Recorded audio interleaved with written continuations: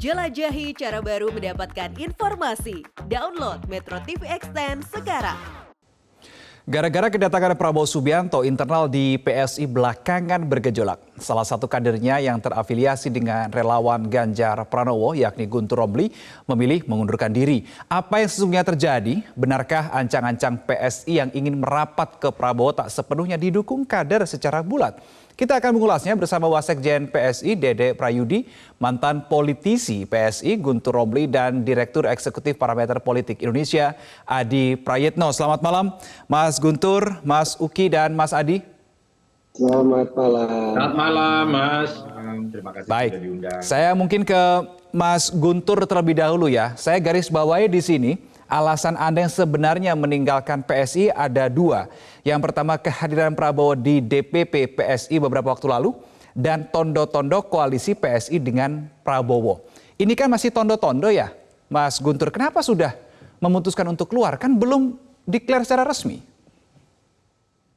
Ya, tondo-tondo itu bahasa halus, bahasa yang juga dipakai oleh Inggris untuk menunjukkan sinyal-sinyal kerjasama dengan Pak Prabowo dengan Gerindra terkait kerjasama PSI di Pilpres dan Pileg 2024. Namun informasi yang saya dengar dari dalam itu sudah deal itu kerjasama itu, tinggal waktu aja mengumumkan. Perlu proses untuk menenangkan kader, kemudian menenangkan pengurus yang masih sampai saat ini mayoritas pendukung Ganjar di PSI.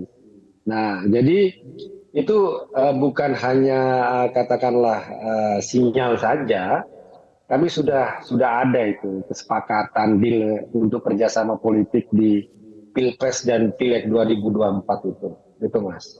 Oke, saya konfirmasi dulu nih ke Mas Uki. Betul begitu, Mas Uki, apa yang disampaikan oleh Mas Guntur ini bahwa bukan hanya sinyal, tetapi sudah deal, hanya tinggal menunggu waktu?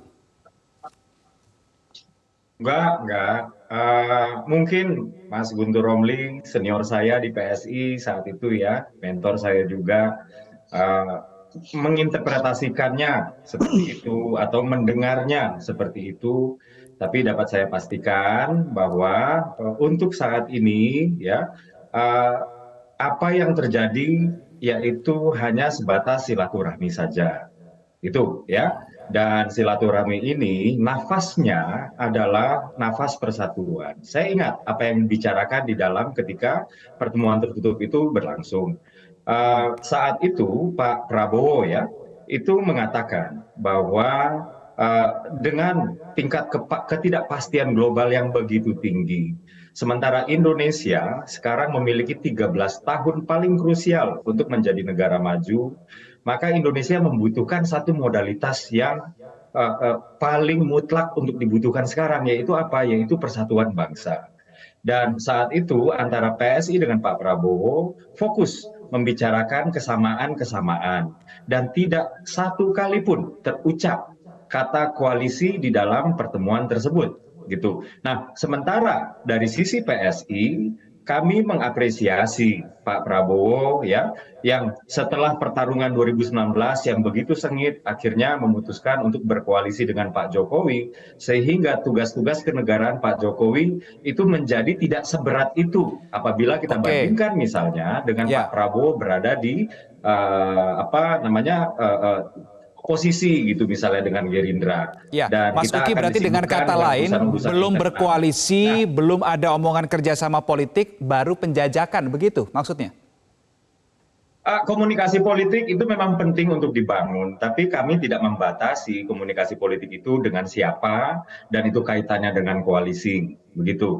Ini kabar terakhir, Mas Reno, bahwa Wakil Ketua Dewan Pembina kami, yaitu Sis Grace Natali, itu sedang membangun komunikasi yang intens ya dengan PDIP ya, supaya dalam waktu dekat kami dapat mengunjungi PDIP. gitu. Oke, Jadi yang dapat baik. kami katakan pada saat ini adalah silaturahmi ini tidak lebih daripada silaturahmi persatuan bangsa, ya, bukan silaturahmi politik partisan untuk memenangkan pilpres atau capres tertentu di dalam pilpres, ya.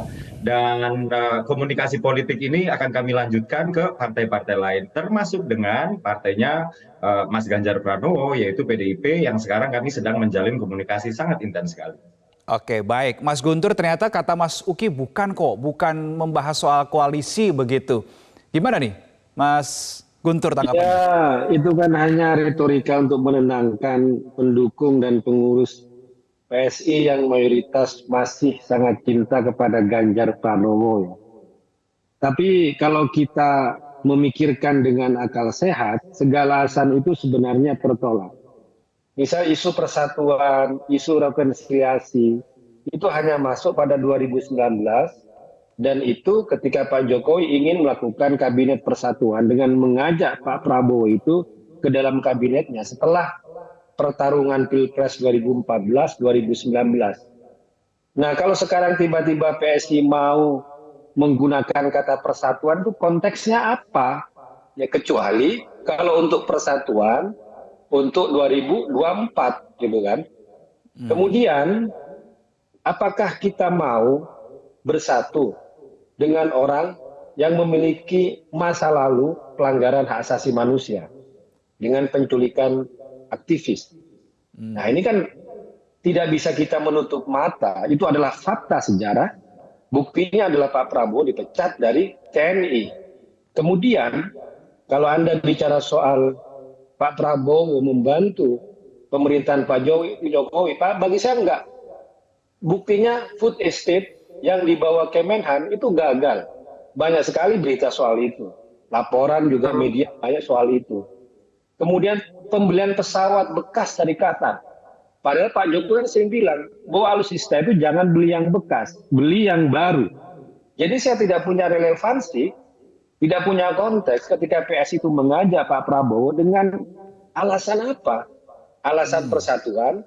Persatuan itu hanya dimiliki oleh Pak Jokowi ketika konteksnya adalah untuk mengurangi ketegangan setelah kontestasi pemilu 2014, 2019. Kemudian Pak Prabowo punya masa lalu yang kita tahu tadi saya sampaikan. Kemudian Pak Prabowo juga menjadi beban. Banyak masalah dalam pemerintahan Pak Jokowi. Dan jangan lupa bahwa PSI pernah mengkritik dengan keras soal budget yang katanya akan dikeluarkan oleh Kementerian Pertahanan, ya. Dan waktu itu menjadi polemik dengan Gerindra. Apakah semua fakta-fakta itu di masa lalu mau ditutupi dengan dalih persatuan yang tidak punya relevansinya sama sekali, kecuali persatuan untuk koalisi dan kerjasama 2024. Begitu. Oke, jadi Mas Guntur berpendapat bahwa persatuan yang dimaksud Mas Uki barusan adalah persatuan untuk koalisi dalam konteks pemilu 2024. Tapi begini, saya ingin tanyakan ke Mas Uki bahwa begini Mas Uki, ketika ini baru ketemu, sesuai dengan kata-kata Anda tadi, ini hanya menjalin silaturahmi begitu ya. Tetapi sudah ada kader yang kemudian hengkang. Nah, ini apakah kemudian akan membuat PSI berpikir ulang untuk melakukan langkah-langkah berikutnya? Ya, saya pribadi dan PSI ya ini tentu merasa sangat kehilangan ya dengan perginya seorang politisi yang kami anggap sudah senior, yang kami anggap sangat mempengaruhi, sangat berpengaruh ya dalam perjalanan politik PSI tentu saja gitu. Dan apakah ini akan mempengaruhi atau tidak ya?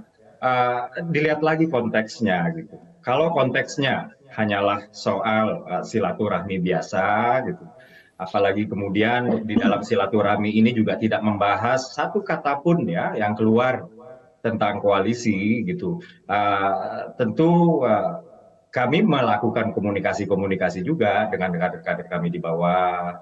Kami juga tetap keluar melakukan komunikasi-komunikasi politik dengan partai-partai lain juga gitu. Sementara PSI, kalau saya boleh membuka sedikit ya rahasia dapur PSI sekarang, ini sebenarnya fokusnya untuk pileg.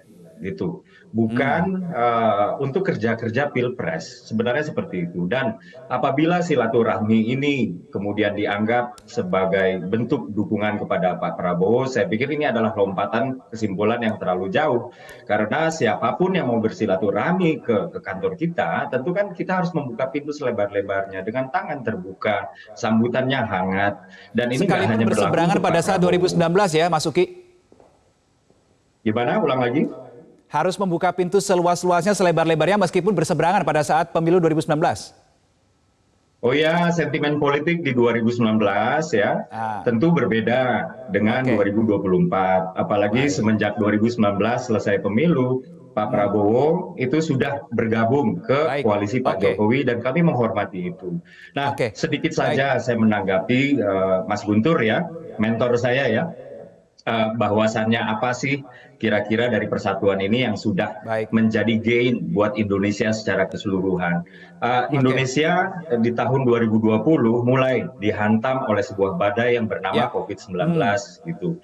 Kemudian habis itu ada krisis ancaman resesi global. Kemudian ada juga yang namanya krisis pangan gitu. Nah, hal-hal seperti ini tentu bisa dihadapi dengan baik ya oleh pemerintahan Pak Jokowi apabila misalnya Pak Jokowi ini fokus menghadapi tantangan tersebut tanpa direcoki oleh konflik-konflik di dalam internal Indonesia sendiri misalnya. Baik, Mas Uki ditahan dulu jawabannya, kita masih ada satu segmen lagi untuk membahas tema kita pada malam hari ini. Saya juga ingin tanya ke Mas Adi Prayitno, ketika PSI ini membuka pintu selebar-lebarnya untuk Prabowo ketika berkunjung pada pekan lalu, apakah ini mengindikasikan sebetulnya muara politik Jokowi di pemilu 2024? Karena PSI sudah declare apa kata Jokowi. Kita bahas di segmen berikutnya, tetap bersama kami.